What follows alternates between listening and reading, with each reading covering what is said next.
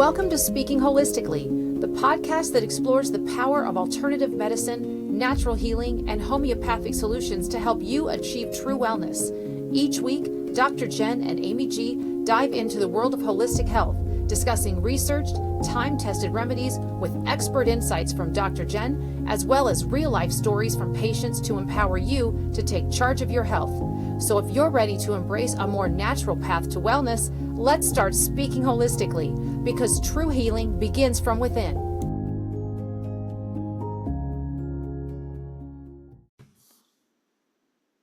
Hi, everybody. Welcome to Speaking Holistically. I'm your co-host, Amy G. I'm here with my amazing co-host, Dr. Jen, the woman of the hour. And we are talking about, this is a Family Health Hub episode, and we're talking about the prostate, which is a big topic. And I know you have a lot of thoughts here. So why don't you go ahead and kick us off, Dr. Jen? So the prostate, basically in utero, as the hormones, when the mother is pregnant, the hormones shift and this organ either becomes a uterus or it becomes a prostate, depending on how the hormones impact it. So basically it's at the same point. So for women who are listening, then they can understand, oh, that's where it's located. It's basically in the same exact spot. Our ovaries are up obviously inside our bodies. As men's bodies get exposed to testosterone, what we have as ovaries become their testes and end up descending out of their bodies. So it's really interesting that we really have the same organs and they do similar things, but they're all a little bit different. So, innies versus outies. Yeah, exactly. So this is a tough subject because men get they're as fear-based on this as women are with breast cancer. And I basically tell people, if you do anything based on fear, you're making the wrong decision. It should be based on information, calmness, thoughtfulness, stuff like that. So you're not making bad choices. And so like I had a patient who came in, his PSA was 3.5. His doctor talked him into having his prostate removed because he had prostate cancer, I'm sure of it. And I was like, I don't know that I would do that right now. I was like, maybe we could try this and this first and give yourself 6 months and see what that looks like. No, he's certain it's going to turn into cancer. And it's a 3.5. It's super, super high. So he had his prostate removed and he's in his 50s. Oh my God. And I was like, okay, I mean, I will give all the information and everybody makes their choices. So he, after surgery, was promised that he would feel a lot better. Everything would be better. And he's in his mid 50s and he is completely incontinent, like cannot hold his urine at all. Oh my God. He wears a diaper. And he has a business and he has to keep going. He's like, I smell like urine all the time. I can't get erections anymore. And I pee constantly and I can't even hold it. So like, I just am dribbling out all day long. It just comes out. Yeah. And he said, well, my doctor told me that when the inflammation goes down, that it'll be better. And it hasn't gotten any better for him. Oh my God. So, and not to say some people, they have miracle stories, but I'm just saying if that happens to you, I always like to know what the worst case and the best case scenario is. I want to know everything and anything in between. I don't want you to tell me like, oh, this is what's going to happen or you're going to die from this at a 3.5 PSA. And I'm like, no, there's things that we can do. I had another patient who had a PSA of 13.8. And in 3 months, he went back and the PSA was at a 3. Wow. So I said, did your urologist ask you what you did? And he said, no. Like, oh my God. Wouldn't they want to know like what made the PSA decrease? Yeah. Like, yeah. Doesn't the doctor care enough? Well, to tell other patients, like I would think like no, anything I know, I would want to share with people and then just make the choices of what you're going to do. So there's a whole host of stuff. They do biopsies. I am not a huge fan of biopsies because anything that is a tumor or a growth or whatever you want to call it, and tumor can be benign. Obviously, a lot of times it is, but it's taking like a water balloon. And basically a tumor is just the body walling off cells and pulling them together to protect the body from it. So if you're popping a hole in that, which a tumor is protecting the body from it. So you do a biopsy and it just spills out everywhere. And usually it takes them 6 weeks to get back to you on the results. So now, even if it is cancer, now you've had cancer cells spilling out into the blood, into the lymph. Oh my God. for the last 6 weeks. So I'm not a huge fan of biopsies Yeah. in any regard. Now, I'm not saying don't do it. I'm not saying that, but definitely do your research. If I needed a biopsy, I sure as heck would not let them do it. I would have them take the entire tumor with extra tissue around it so that they potentially get all the clear margins, take it, and then biopsy it after it's out of my body. But Yeah. that's not standard of care in the United States. So you're going to be hard pressed to find somebody who's going to be willing to work with you on that. So basically, to give you an idea, so the PSA, the range is basically between 0 and 4, and 4 would be considered elevated technically. So they wanted 0 to 3.5 or 3.8 or whatever, and they're constantly changing these values. So what they did 5 years ago is not what they're doing now, and those numbers keep coming down. So more treatment's happening, more things are happening to men that wouldn't have been in the past. And generally speaking, the Prostate Cancer Foundation states that a 5-year survival rate of prostate cancer is 99%. So Wow. so men generally don't die of prostate cancer; they die with prostate cancer. So it's very, very, very slow growing for most men. But anyway, so then 4 to 10 would be an elevated rate of potential for cancer risk, and they've got about a 25% risk of cancer. 25%. Okay. Then 20 or over is a 50% chance of cancer. And even at that, I'm like, well, you're flipping a coin at 20. So why would you have your prostate removed at a 3.5? Yeah. So these are the things that men need to really question and decide what they're comfortable with and what their potential side effects are going to be from any treatment. So anyway, when they do a biopsy, they'll come up with a Gleason score, and the score of 6 or under, they basically do no treatment. So I had a patient, they did like 12 biopsies on his prostate of different areas just to, make sure that they got all of them. He was sore as the dickens for sure. He was like, that was miserable. Oh. So he only had one that was a score of 6, and the rest of them were zeros basically for his Gleason score. I'm not a fan of the biopsies, and it doesn't make any difference because it's not my body. I don't have to live with the outcome. I don't have to make those choices. But with a 7, that would be a medium grade, and an 8, 9, or 10 would be a high grade. So higher risk of potential cancer type situation. And then you can decide what you're going to do as far as treatment goes. So treatment usually involves the removal of the prostate. Radiation is another one. So they basically will melt that whole area, hoping they only get the prostate, right? As opposed to all of the, well, and here's the thing, I don't think people really understand what's happening, but you've got the bladder up here, and then you've got the prostate. So you've got the bladder, you've got the prostate underneath it. Yeah. So the urethra goes through the prostate, literally goes through it, and you've got the seminal vesicles that come in for ejaculatory fluids. So they all come through basically the prostate. So if you melt the prostate, you're going to impact how that bladder empties, right? You're going to impact how the seminal fluid comes through as far as ejaculatory stuff goes. Mm-hmm. So I want people to really look at this and think about it and look it up and figure out what everything does before they start going, oh, okay, 3.5, go ahead and take my prostate. And then I wear diapers for the rest of my life and smell like urine. So but like I said, that was his choice, and it's not impacting my life at all. But I just feel bad because I think that it was probably done a little too Aggressively, that's what I was going to say, aggressively. A little too aggressively. And I could be wrong. I mean, maybe it was perfect timing, perfect everything, but I'm looking at that thinking if that were me, Doesn't sound like it. I don't know that I would have done that. So God. So that's a big one. So definitely look up the side effects from all of that. There's another one called aquablation, where they do high pressure water to destroy the cells in the prostate and decrease the prostatitis, so the inflammation in the prostate. That tends to leave guys a little bit sore. They have some bleeding afterward, obviously. They basically were roto-rooted out with water, but you're not melting the tissue. You're not cutting the tissue, which is leaving tons of scar tissue. So, I mean, sure, there's probably other side effects related to it, but it tends to be, as far as some of the aggressive aspects of dealing with the inflamed prostates or BHA, that's what we're kind of dealing with. Supplement-wise, there's things that you can do. Most of my patients will take prostate PMG, 3 to 6 of those a day, so 3 of them twice a day. Once we start decreasing them, once they get down to 2, they tend to call me and say, I'm going back up to 3. I'm like, okay. So they go from getting up and peeing in the middle of the night 5 or 6 times a night down to 1 time a night. Wow. And that has helped them tremendously to support the prostate.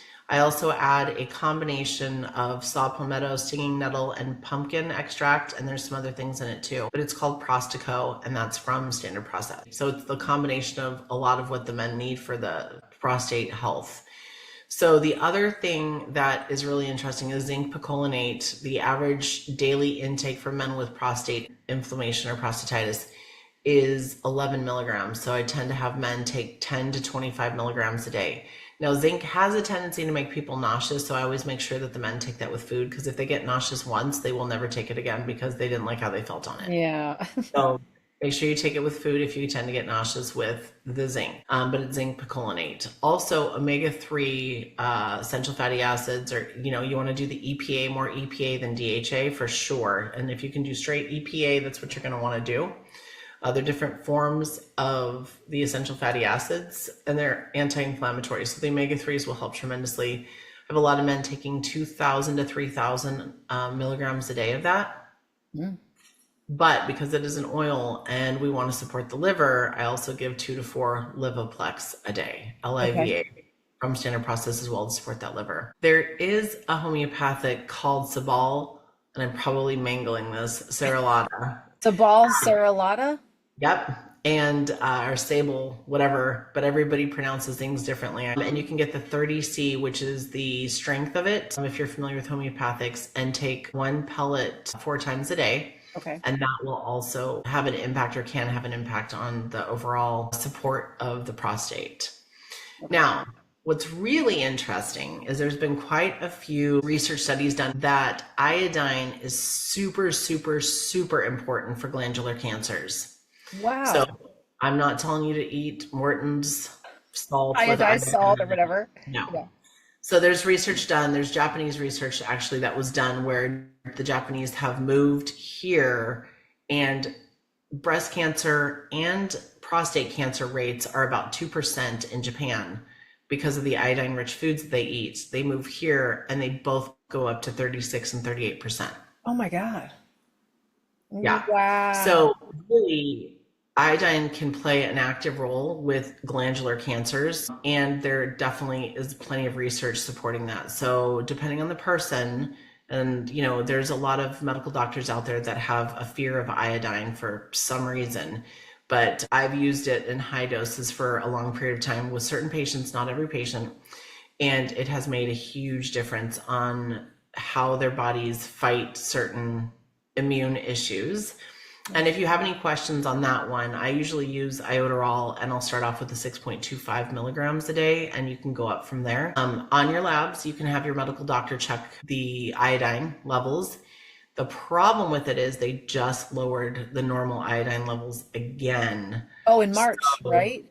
And March 10th, I believe, of this year. It's 2025. They lowered them again. So if you're getting ample iodine, it's going to show potentially like you're getting too much now. Mm-hmm. So make sure that you take that with a grain of salt, but not Morton's. So sometimes I think I'm funny. So you are. So anyway, so iodine can be really important. I have actually personally taken 50 milligrams of iodine a day for some stuff that was going on, and it made a gigantic difference with my immune health. Wow. But I also go out and get my iodine levels checked and just kind of watch that. Dr. David Brownstein, he's the iodine guru, I will call him. He's a medical doctor up in Michigan, and he has a lot of information, has written books and stuff on iodine. He's treated patients where literally tumors are coming out of their breast because the amount of iodine he's giving them, like they're literally pushing themselves out. So it's pretty stunning, and he's pretty brilliant, and the research he has is pretty amazing. So yeah, it's not just this crazy podcast doctor telling you to take tons of iodine. So, but you can get the levels checked. Yeah. And it's a good idea to also not just what's in the blood, but also you can do a urine test for iodine to see how much is actually being dumped out of the system actively. So yeah, iodine can have anti-inflammatory and anti-proliferative effects on prostate cancer cells. So could be a very good idea to protect your body that way as well. So, okay, so testosterone also has been villainized for increasing the PSA levels. So it's a delicate balance for sure. And what's interesting is elk antler velvet, which we've talked about before, right, for erectile dysfunction issues Right. and testosterone and stuff like that. So what's interesting is the elk velvet from the antlers, they actually can help the body make more testosterone, but it's a natural form of testosterone, right?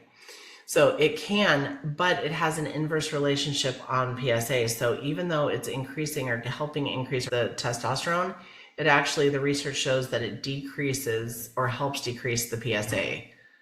So it's quite interesting. So Very everything, interesting. yeah, isn't like it seems. Yeah. So the hormone DHT also, the higher that is, the more it can increase the PSA. So there's people who take supplements to decrease that. But anyway, really you just want to get the iodine in, the Prostico, Prostate PMG, zinc, and I know most men don't want to take a million supplements, but a bunch of omegas support that liver with Livoplex, and you can try that homeopathic Sabal Serrulata and see what happens. Go back in 3 months. It's not going to work in 4 days. So give yourself 3 to 4 months of being consistent on that, making dietary changes, of getting inflammatory foods out of your diet. You know what those are, right? Sugars, processed foods, those kind of things. Drink plenty of water. And most men who have prostate issues don't want to drink plenty of water. Yeah, that's a good point. So it's kind of a delicate balance, really. But once again, do your research. Don't just agree to having your prostate removed or radiated because you're at an 8 or a 10. So make those choices, look into some alternatives, meet with multiple doctors, and don't just take their word for it. Well, and this is, again, we'll say this a bazillion times as we do these podcast episodes, but that's the whole point of this podcast, is to just get the information out for people to know all of their options and not just go to surgery and or something as extreme as organ removal. Me personally, I want to keep all my organs. They're in there for a reason. They all have functions. I don't want to get rid of them. So, most people should advocate for keeping the organs in their bodies, Well, and it is, but I think men also, men and women, I'm not just saying men, but you go up against somebody who is the physician, who's learned so much, who does this for a living, and like, how much information do I have? Why wouldn't I just believe them? And I'm like, at the end of the day, they're not going to live in your body. You have to make those choices. I'm not going to live in my patient's body. You all have to make your own choices about what you're going to do, how you're going to go about it, because at the end of the day, if you're wearing diapers and you're spending your entire retirement on diapers because your PSA was at a 3.5, like, I'm telling you, he's not thrilled with the outcome of how that happened. And his doctor said, well, this doesn't happen very often. I know, but if it happens to you, it's 100%. It's not like it's a risk of 5% or 20%. It's 100%. And he's in his 50s. He's going to live the next 30 years wearing diapers in this humid, hot area where he has a job where he's outside working. And I'm thinking, it's just a nightmare outcome for him. Like, my heart breaks for him. He got feared into it, and he goes, I was scared. And I was like, I get that. So I feel bad, but at the end of the day, don't make any choices if it's based on fear. Get all the information, meet with multiple doctors, get different opinions, and not your research. Yeah, but don't get them from the same group, because let's say you've got 5 or 6 or 10 doctors working at the same medical group, and one of them, they're not going to go against whatever their colleagues said. No, they won't. So even if you have to drive out of town, people are like, well, it's a lot of work. And I'm like, well, so is buying diapers and putting them on and changing them all day long. So this body is the only home you get on this earth. We've said this before. Protect it, advocate for it, do your research, get all the information. We talked about the different prostate surgeries with male relatives in my life with enlarged prostates, and one took one route and one took the other, and they were two completely different outcomes, because one was a very extreme procedure that was the traditional method, and one was a cutting edge method that wasn't surgery. It was much less invasive, and the outcomes were night and day, and the life quality was affected directly as well. Well, and it also depends too, and I didn't bring this up, it also depends on how fast that PSA is rising. So let's say you get your PSA done and it's a 2.8, and 4 years later it's a 3.2, and they're like, oh my gosh, it's increasing. Not really. I mean, it is, but it's not. If you go from a 3.5 to a 12.2 in 6 months, there's an issue. So, like, that's the other thing. You've got to look at everything and not just what the numbers are, like how quickly is it rising, what's going on, and give yourself time to bring it down, you Yeah. know? Well, So, and honestly, sometimes, I mean, age is a factor too. Like, I know an 80-year-old man who they found trace cancer cells in his prostate and decided to do a ton of radiation treatments on him. And I thought to myself, I don't really know that I would do that. I mean, prostate cancer is usually so slow growing, and somebody who's 80, what are they, on the 10-yard line of life here? Like, they're right at the end. It's like, I don't know. hey, be nice. I'm almost there. But I mean, like, my first thought was I wouldn't have done that. I just wouldn't have done it. But Well, and that's the thing. Everybody has to make their choices, for themselves. And back in the day, I mean, even 20 years ago, they didn't treat prostate cancer like they do now. Now it's like the super scary invasive, like, oh my gosh. And yeah, it isn't for everybody. And so that's what you get to choose, is how you want to handle this. And do you die with it, or are you actually dying from it? The other thing I didn't mention too, we did talk about supplements, but ejaculation is actually super, super, super important to keep the prostate healthy. So there is benefits to ejaculating 2 to 3 times a week. So that can be really helpful. I've had couples come in where we've talked about prostates, and I've told them, I was like, look, I mean, try ejaculating if you're not doing that on a regular basis. And the wives are like, I'm like, no, you don't have to be a part of it. It doesn't mean you have to do this. Like, they can do this on their own. They did it before you, they'll do it after you, that sort of a thing. So doing all of those things, even if you were able to ejaculate once a week, that's going to be better than not doing it at all, because that's going to help keep that prostate healthy. very interesting. That's probably a pretty eye-opening fact, actually. I think for people to hear. So I'm glad you shared that as well. Well, this was an eye-opening episode. Everything is. Everything is, honestly. Well, of course, when we're talking about men's health, I'm learning all kinds of stuff because I'm not a man and I don't have the same organs. So it's all a lesson for me, start to finish. But it can help people in my own life if they ever come across any of these issues. At least I have the knowledge. And You're like, here, watch this episode. I'm not going to talk to you about it. it's true. That's exactly what I'll do. I'm not going to talk to them about it. I'm not going to talk to them about ED or prostate health. I'm just going to send the episode. I will. I have no problem. Well, all the men look at the ground like, oh my gosh, I am not going to talk about this. So You'll talk about whatever. You don't care. Which is great. It's great that you're like that. Well, thank you, Dr. Jen. This is very informative. Thank you for your knowledge and your wisdom. Thanks, everybody, for listening. If you haven't joined our school community before, I'll put the link in the show notes. Also, you can follow us on Facebook, Instagram, or subscribe to our YouTube channel. We'd love to see you. Thanks. Until next time, everybody. Bye-bye. That wraps up another episode of Speaking Holistically. Thank you for listening. We hope today's conversation gave you new insights and inspiration to take charge of your health. If you enjoyed this episode and want to hear more, be sure and join the Speaking Holistically school community by clicking the link in the show notes. There, you'll get access to daily podcast episodes, weekly live Q&As, educational content, and so much more.